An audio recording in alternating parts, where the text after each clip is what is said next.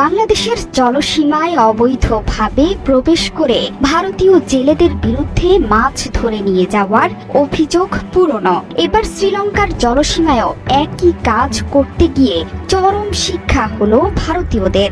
সাগরে আন্তর্জাতিক সীমানা লঙ্ঘনের অভিযোগে ভারতীয় জেলেদের লক্ষ্য করে গুলি ছুড়েছে শ্রীলঙ্কা। সাম্প্রতিক সময়ে ভারতের সাথে প্রতিবেশীদের সম্পর্কের উষ্ণতা তলানিতে ঠেকেছে। ভারতের সাথে কারো সম্পর্কই তেমন ভালো যাচ্ছে না। বাংলাদেশের পরিবর্তিত রাজনৈতিক প্রেক্ষাপটে দেশের উপর প্রভাব বিস্তারে সীমান্তে সীমা লঙ্ঘনের মতো নানা কূটকৌশল করে যাচ্ছে ভারত।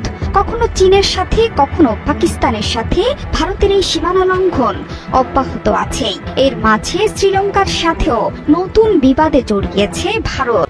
আন্তর্জাতিক সমুদ্র সীমা লঙ্ঘনের অভিযোগে জাফনা সাগরে ভারতীয় জেলেদের লক্ষ্য করে গুলি চালিয়েছে শ্রীলঙ্কার নৌবাহিনী।